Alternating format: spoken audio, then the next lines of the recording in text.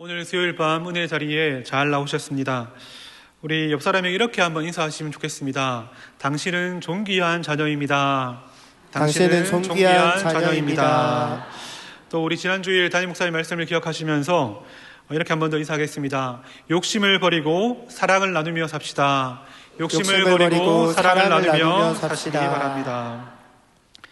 여러분은 언제 복음을 처음 들어보셨습니까? 모태신앙으로 태어나면서부터 들어본 분도 계실 줄 압니다. 어떤 분은 가족이나 친구를 통해 전도되어 들어보셨고, 또 어떤 분은 어릴 때부터 교회 다녔지만 시간이 좀 지난 후에야 예수님을 인격적으로 만난 분도 계실 줄 압니다. 복음은 예수 그리스도에 대한 복된 소식입니다. 우리의 죄를 대신해서 십자가에 죽으시고 사흘 만에 부활하신 예수님을 영접하여 우리는 구원받은 하나님의 자녀가 되었습니다. 예수의 죽으심과 부활은 복음의 핵심이자 성경의 핵심입니다. 그래서 성경을 이렇게 간단하게 정의할 수 있습니다. 구약은 오실 예수님에 대한 말씀이고, 신약은 오신 예수님, 그리고 다시 오실 예수님에 대한 말씀입니다. 성경 일독을 다 하셨습니다. 이 외에도 성경과 예수님 혹은 성경과 복음을 두고 수많은 정의들이 있는데, 오늘 한 가지 정의만 여러분과 나누고 싶습니다. 데이비스 스퀘어라는 신학자의 정의인데 함께 읽어보겠습니다. 그리스도로는 복음의 전부이다. 그러므로 그리스도로는 성경의 전부이다. 이것은 성경의 모든 부분이나 모든 구절 또는 구절 모음이 그 자체로 복음이라는 것을 의미하는 것이 아니라 오히려 성경의 모든 것이 복음을 섬긴다는 것을 의미한다. 성경의 모든 것이 복음을 섬긴다. 풀어 설명하면 성경의 어떤 본문은 그리스도를 직접적으로 말하고 있기 때문에 복음이 맞습니다. 한편 그렇지 않은 본문이라 할지라도 마치 이 서포트라이트를 비추는 것처럼 복음 또는 그리스도를 풍성하게 드러내주기 때문에 복음적이라는 것이죠. 이해를 돕기 위해서 사진 하나를 보시겠습니다. 누군지 아시겠죠? 슈퍼맨 영화를 찍을 때 가장 방해가 되는 것이 바로 저 망토라고 합니다. 망토가 생각보다 멋지게 펴지지 않아서 늘 저렇게 뒤에서 여러 사람이 손으로 직접 펄럭거려야 된다고 합니다. 그리고 나중에 그래픽으로 마무리를 하는 것이죠. 슈퍼맨은 아니지만 저 사람들 덕분에 슈퍼맨이 점점 더욱 멋있는 슈퍼맨이 되는 것입니다. 복음과 상관없는 본문도 이와 같습니다. 모든 성경 본문은 예수 그리스도를 드러내주는 각자의 역할을 가지고 있기 때문에 복음적이라 말할 수 있다는 것이죠. 그러면 오늘 본문은 복음을 어떻게 드러내고 있을까요? 내용은 여러분이 잘 아시는 것처럼 예수님을 만난 혈루병 걸린 여인에 대한 이야기입니다. 예수님이 등장하죠. 그렇지만 복음의 핵심인 그리스도의 십자가와 부활은 나타나지 않습니다. 하지만 오늘 본문은 복음을 이해하는 데 너무나 중요한 본문입니다. 왜냐하면 복음이 다가오는 과정과 또 요구 그리고 은혜를 담고 있기 때문입니다. 복음을 너무나 잘 섬기고 있는 본문인 것입니다. 오늘 이 본문을 통해서 복음을 다시 묵상하고 경험하는 복된 시간이 되시기를 축복합니다. 첫째로 복음은 초청입니다. 여인에게 복음은 초청으로 다가왔습니다. 그녀가 앓고 있는 혈루증이란 병은 만성적인 또 지속적인 하열로 고통받는 병입니다. 심각한 신체적, 정신적, 사회적 고통을 동반하지요. 빈혈과 또 심장을 약하게 하고 면역력도 손상시킵니다. 우울증과 불안장애로 말미암아 사회생활을 하지 못하게 합니다. 처지가 그러니 그녀가 낫기 위해서 얼마나 많이 노력했겠습니까? 성경은 그녀가 많은 의원을 찾아갔다 그렇게 말합니다. 그런데 결과가 어떻습니까? 26절을 보면 많은 의원에게 많은 괴로움을 받았다. 쉽게 말해 가는 의사마다 족족 그녀를 더 힘들게 했다는 것입니다. 심지어 이제는 가진 것도 다 허비하였고 아무 효험이 없고 도리어 병이 중해졌다 그렇게 말합니다. 왜 이런 결과가 나왔을까요? 당시 치료법의 원인이 있습니다. 당시는 의학이 그리 발달하지 않았습니다. 그리고 의학의 아버지라 불리는 히포크라테스와 또 로마 의학의 아버지라 불리는 갈렌의 영향으로 체액 이론이라는 것이 대세였습니다.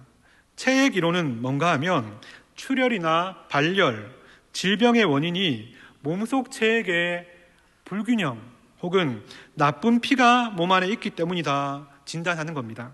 그래서 피를 빼면, 나쁜 피를 빼거나 또 피를 빼서 피의 균형을 맞추면 저절로 낫는다 생각하는 치료법이었죠. 그래서 사혈요법이라고도 불렀습니다. 이 방법은 당시 거의 모든 질환에 사용되었다고 합니다. 탈무드에 기록되어 있을 만큼 유대인들에게도 일반적인 것이었습니다. 그러니 어떻게 됐겠습니까? 안 그래도 피가 모자란 여인인데 의사에게 가면 또 빼고 또 빼니 결국 건강이 좋아질 리 만무하지요. 게다가 그녀가 이 병에 시달린 기간을 몇 년이라고 성경 말합니까? 무려 12년입니다. 여러분, 12는 이 10이라는 숫자는 보통 좋은 의미로 알려져 있습니다.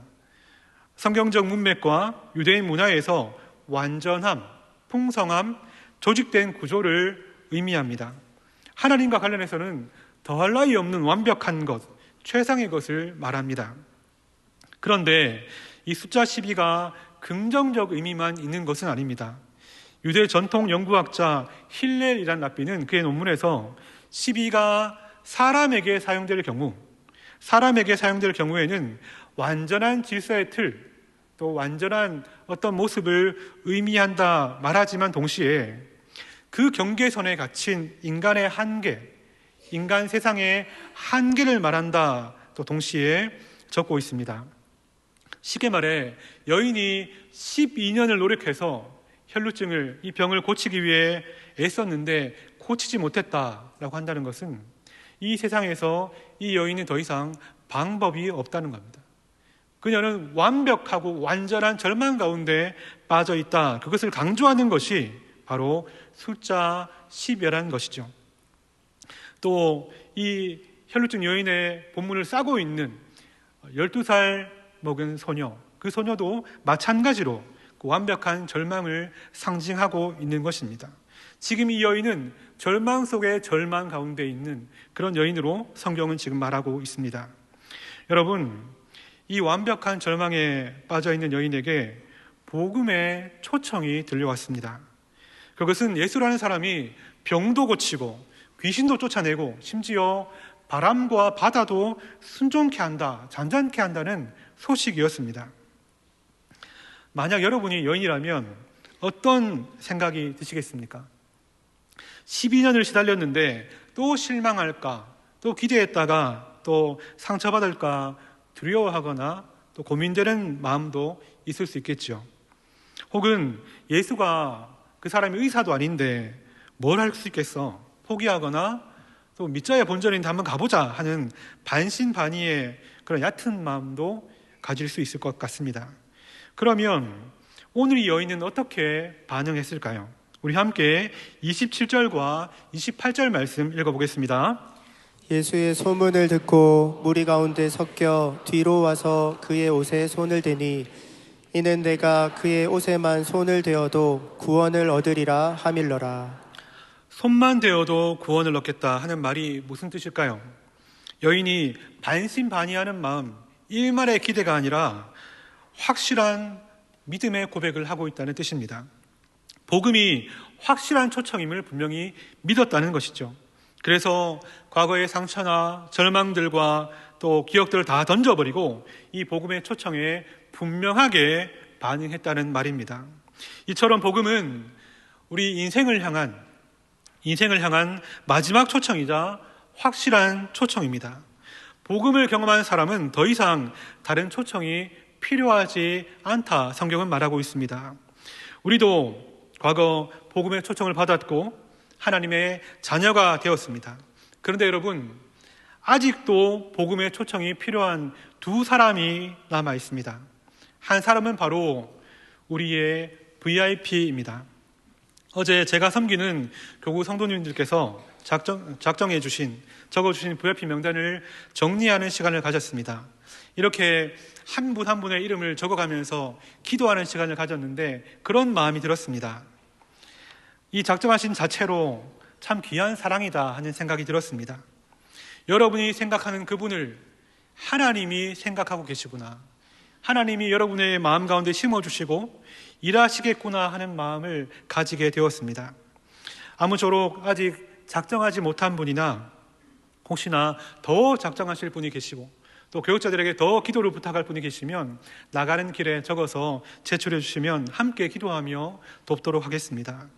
여러분, 이렇게 VIP들이 복음의 초청이 필요한 한 사람입니다. 그리고 또 다른 한 사람 누굴까요?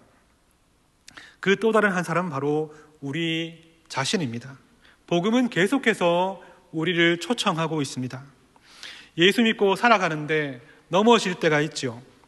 실망스러운 처지나 연이은 실패 때문에 좌절을 당할 때에 우리가 기억할 것은 마지막 초청, 확실한 초청이 아직 남아있다, 그것입니다.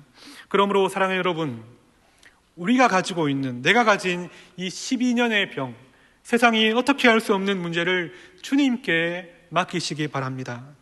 모든 실패와 실망, 병이나 누군가를 용서하지 못하는 마음, 여전히 싸우는 죄가 있다면 주님께 다시 맡기시고 주님 안에 힘을 얻고 소망을 품는 여러분 되시기 바랍니다. 그럴 때 복음이신 예수님께서 우리에게 찾아오시고 우리의 절망 대신 소망을 다시금 품게 하실 줄 믿습니다. 두 번째로 여인에게 다가온 복음은 자기 버림입니다. 오늘 본문을 자세히 보시면 병이 낫는 장면은 아주 짧게 기록되어 있습니다. 반면에 여인이 자신을 드러내는 장면은 길게 그리고 더 극적으로 묘사되어 있습니다. 여인의 병이 나았고 예수님은 즉시로 그 자리에서 멈추시고 돌이켜 무리를 향해서 말씀하십니다. 진지하게 누가 내 옷에 손을 대었느냐.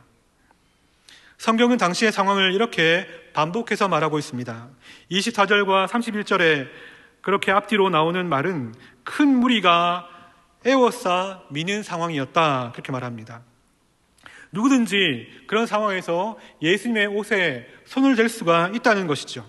그래서 제자들은 흔히 일어날 수 있는 일이고 또 누군지 찾을 수도 없을 뿐더러 대수롭지 않으니 예수님 그냥 바쁜데 가시죠, 그렇게 설득을 합니다.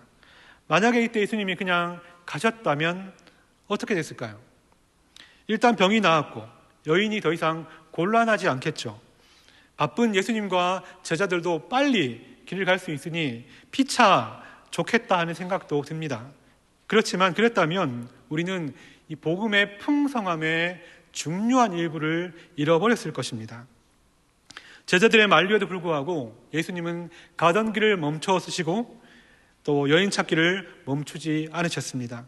계속 주변을 둘러보십니다. 그러다가 결국 여인과 눈이 마주쳤을지 모를 일입니다. 이런 예수님을 보고 여인은 어떤 마음이었을까요? 우리 32절, 33절 말씀도 같이 읽겠습니다.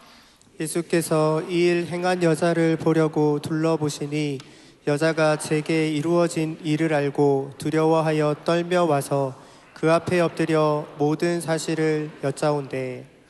여인이 왜 두려워하고 떨었을까요? 레위기 15장에 이런 말씀이 있습니다. 2절에 보시면 유출병이 있는, 피가 흐르는 병이 있는 사람은 부정하다 말씀하고 있고, 그래서 31절 보시면 이스라엘 자손 전체가 그 사람 때문에 부정해지는 것을 막기 위해서, 죽음을 면키 위해서 그 공동체에서 스스로 떠나가야 했습니다. 이렇게 실제로 이런 병을 가진 사람은 회당 참석을 하지 못했고 가족과 사회로부터 격리되어 혼자 지내야 했으며 결혼이나 정상적 생활을 못했다고 합니다. 그러니 여인이 이렇게 함부로 무리 가운데 불쑥 들어온 것은 큰 잘못이죠. 책망거리였고 사회적 지탄을 받을 뿐 아니라 돌로 쳐 죽임당할 수 있는 그런 상황이었습니다. 그런데 이뿐이 아닙니다. 여인이 두려운 또 한 가지 이유가 있습니다. 바로 랍비의 옷을 만지는 행위입니다. 마태복음을 보시면 이 옷은 옷 전체가 아니라 겉옷의 끝자리, 가장자리, 옷에 매는 술을 말하는데 화면에 나오는 사진과 같습니다. 저기 보이는 실 같은 것이 옷술인데 저것을 만지는 것이 왜 문제가 될까요? 레위기는 저 옷술을 단순한 옷감이나 액세서리가 아니다 말합니다. 율법과 거룩을 상징하는 것이었습니다. 그래서 누군가 함부로 만지면 율법을 범하는 것이 됩니다. 이 또한 엄청난 책망을 받거나 돌에 맞을 수 있는 상황이었죠. 또 최소한 랍비는 자기 옷을 만진 여인을 향해 침뱉고 욕할 수 있는 그런 상황이었습니다. 정리하면 여인은 율법적으로 이스라엘 공동체 전체에게 죄를 지었고 또 가장 크게 개인적으로 예수님께 죄를 지은 것입니다. 그러니 빨리 지나갔으면 하는 바람이겠죠. 그런데 예수님께서 지나가시지 않고 멈춰서 자신을 지금 뚫어지게 쳐다보고 계십니다. 마치 1초가 영원처럼 느껴졌을 겁니다. 자신을 치유하신 거룩하신 주님 앞에 이리 봐도 저리 봐도 죄인인 자신을 두고 얼마나 두렵고 떨렸겠습니까? 그러나 여인은 결국 결정을 합니다. 33절 말씀을 보시면 이렇게 말합니다. 두려워하여 떨며 와서 그 앞에 엎드려 모든 사실을 여짜온대. 여기서 여짜온대라는 말은 질문했다는 뜻이 아니라 한 번에 명확히 완전하게 고백했다. 자신의 모든 것을 다 내어놓았다는 것입니다. 자신이 누구인지, 왜 왔고 지금 자신에게 어떤 일이 생겼는지를 마치 벌거벗듯 자신을 다 버렸다는 것입니다. 이처럼 복음은 우리의 문제 해결 그 이상을 우리에게 요구합니다. 문제를 해결하고 그것으로 끝이 아니라 문제가 해결된 뒤에 우리 눈앞의 문제를 넘어서서 우리 자신을 예수께 버릴 것을 요구합니다. 예수님 앞에 모든 부끄러운 모습과 나쁜 생각들과 죄, 심지어 연약함과 또 고집, 변명, 자존심 이 모든 것을 다 맡기기를 바랍니다. 여러분, 우리 모두는 분명 과거에 예수님 앞에 이 모든 것을 고백한 적이 있습니다. 죄를 고백하고 우리 눈물과 마음을 드린 적이 있습니다. 그러면 지금은 어떠십니까? 예수님 앞에 여전히 숨김이나 남김없이 다 고백하고 계십니까? 아니면 이제 시간이 좀 갔다고, 머리가 좀 커졌다고, 좀 안다고 겸연쩍게 여기지는 않으십니까? 아니면 너무 부족해서 신앙이 자라지 않고 여전히 죄 가운데 있어서 면목 없이 나를 보시는 예수님 앞에서 고개를 돌리고 계신 분은 없으십니까? 어떤 모습이든 이 한 가지 사실을 분명히 마음에 붙잡으시기 바랍니다. 나를 구원하신 예수님은 지금도 있는 그대로의 고백을 듣기를 바라십니다. 기다리고 계십니다.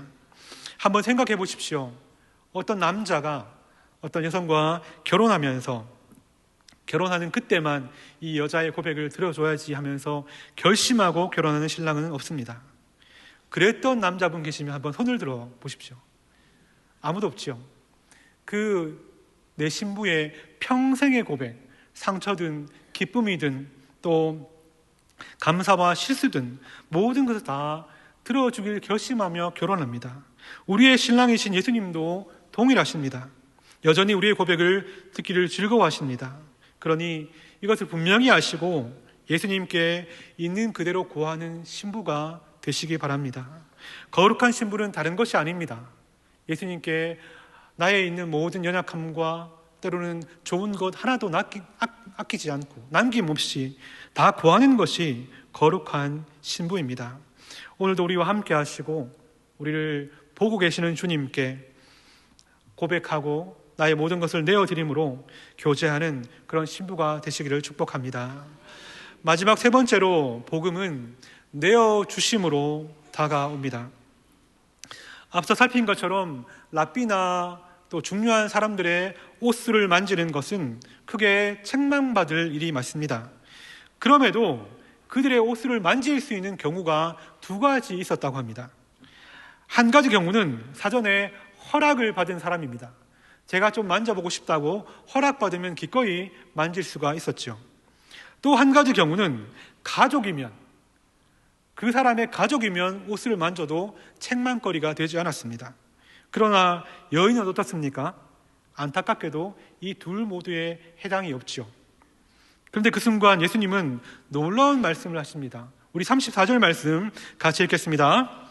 예수께서 가라사대 딸아 내 믿음이 너를 구원하였으니 평안히 가라 내 병에서 놓여 건강할지어다. 이 말씀 중에 정말 중요하지 않은 구절이 하나도 없지만 여인에게 가장 먼저 크게 다가온 말이 뭐였을까요? 바로 딸아라는 말입니다. 여러분, 사전에 허락받지 않은 여인에게 남아있는 것은 가족이 되는 것밖에 없었습니다. 그런데 예수님께서 여인에게 딸아 불러주심으로 가족을 삼아 주십니다. 예수님께서 자신을 여인의 아버지로, 부모로 내어주심으로 여인을 안심시키고 부끄러움을 다 덮어주십니다. 이 장면은 가늠하다 끌려온 다른 여인을 생각나게 합니다. 예수님은 가늠하다 끌려온 여인에게 죄 없는 자가 먼저 돌로 치라 그렇게 말씀하시고, 그리고 다른 사람들이 다 돌을 놓고 떠나자 마지막에 나도 너를 나무라지 않는다 용서하시고 죄짓지 말라 위로하시고 돌려보내시죠. 혈루증 여인에게는 순서만 반대입니다. 이번에는 예수님이 가장 먼저 그 여인을 용서하십니다. 율법으로는 내가 가장 많이 화를 내야 할 사람이고 너를 심판해야 되지만, 적어도 침이라도 뱉어야 되지만 나는 그러고 싶지 않다. 너는 나의 가족이다. 이제 괜찮다 말씀하십니다. 누구보다 먼저 자신을 내어주심으로 그녀를 가족으로 삼아주셨고 그녀를 품어주셨습니다. 이로써 주변 사람 그 누구도 그 여인을 나무라지 못하게 만들어버리십니다. 여러분, 예수님은 옷술만 바란 여인에게 모든 것을 덮는 이불이 되어주셨습니다. 여인의 필요를 완벽히 채우셨고 회복시켜주신 내어주심의 은혜, 바로 복음의 은혜입니다. 이처럼 가족이 필요한 여인에게 예수님은 가족이 되어주셨습니다. 만약에 여인에게 친구가 필요하면 어땠을까요? 예수님은 분명 절친이 되어주셨을 것입니다. 지혜가 필요했다면 선생님이 되어주시고, 목발이 필요했다면 업고 가셨을 것입니다. 사랑하는 여러분, 여러분에게는 누가 필요하십니까? 어쩌면 우리는 항상 예수님께 무엇이 되어달라 그렇게 요구합니다. 이 문지르면 언제나 나오는 램프의 진이처럼 우리의 치료자가 되어주시기를, 우리의 평안이 되어주시고 우리의 성공이 되어주시길 빌지요. 또 많은 경우에 필요한 푼돈이 되어주시길 빌고, 또 예수님 말고 다른 힘 있는 사람을 내게 붙여달라고 그렇게 바랍니다. 훗날 돌이켜보면 너무나 부끄러운 것들 투성이지만, 그럼에도 예수님은 우리의 수준에 맞는 은혜를 주시며 우리를 도와주십니다. 어떻게 그것을 확신할 수 있습니까? 우리가 이미 받은 가장 크고 놀라운 내어주심의 은혜 때문입니다. 과거 우리는 어떤 존재였습니까? 심판받아 마땅한 죄인이었고 우리의 죄를 어떻게 할 수 없는, 우리는 하나님 앞에서 그냥 죄를 심판받아 죽을 수밖에 없는 그런 존재였지요. 그런 우리에게 예수님께서 자기 자신을 내어주셨습니다. 십자가에 죽으셨고, 그리고 사흘 만에 부활하셔서 사망을 이기고 우리를 기어코 구원해 내셨습니다. 사랑하는 여러분, 오늘도 우리에게 꼭 필요한 분은 바로 예수님이십니다. 우리의 부끄러움을 덮어주시고 문제를 해결하시고 우리를 참된 행복과 기쁨으로 인도하실 분은 오직 예수님임을 믿고 더욱 예수님을 의지하시기 바랍니다. 나아가 그 모든 작고 큰 문제를 해결해 가시는 그 주님이 다름이 아니라 십자가에서 생명을 내어주신, 그리고 부활하신 주님임을 날마다 깨닫고 욕심이 아니라 더욱 더 큰 감사와 사랑의 성도로 살아가시기를 축복합니다. 말씀을 맺겠습니다. 혈루병 걸린 여인의 이야기를 통해 복음이 어떻게 다가오고 무엇을 요구하는지, 그리고 그 안에 은혜가 무엇인지 살펴보았습니다. 복음이신 예수님은 지금도 우리에게 다가오십니다. 우리를 초청하시고 우리와 교제하시며 우리의 부끄러움을 덮어주시고 십자가 은혜로 우리를 이끌어 주십니다. 그 예수님께 기꺼이 반응하는 여러분 되시기를 바랍니다. 그리고 끝으로 그 복음에 걸맞은 삶을 살아가시기 바랍니다. 예수님과 더 깊이 교제할 뿐 아니라 34절에 적혀 있는 것처럼 예수님이 정말 바라는 것이 무엇입니까? 평안히 가라, 그리고 건강할지어다 축복하십니다. 예수님 바라시는 삶은 믿음 안에 평안한 삶, 흔들림 없는 그런 삶이며 은혜와 성령 충만으로 말미암은 건강한 삶입니다. 그런 삶을 주 안에 살아가심으로 주님이 더욱더 기뻐하실 뿐 아니라 우리도 주 안에 더욱 행복한 성도가 되시기를 주님의 이름으로 축복합니다. 이 시간 앞에 있는 기도 제목을 같이 읽고 제가 기도하고 마치겠습니다. 함께 읽겠습니다. 우리를 너무 사랑하시는 주님, 내어주셔서 우리를 구원하시고 자녀 삼아 주셔서 감사합니다. 복음에 담긴 예수 그리스도의 은혜와 사랑을 더 깊고 더 넓게 누리게 하옵소서. 우리와 VIP들을 지금도 초청하시고 고백에 귀 기울이시며 모든 것을 내어주신 예수님과 날마다 동행하고 예수님을 더욱 사랑하는 행복하고 건강한 성도가 되게 하옵소서. 아멘. 기도하겠습니다. 오늘도 우리의 예배를 받아주시고 임재해 주신 하나님 은혜에 감사를 드립니다.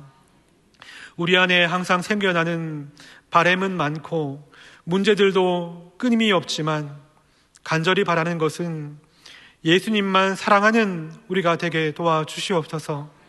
우리에게 허락하신 복음을 더욱 깨닫고 경험하며 주님이 우리를 얼마나 사랑하시는지 더 알게 하시고, 주님, 세상은 알 수 없고 줄 수 없는 주님과의 교제를 더욱 힘쓰게 도와주시옵소서.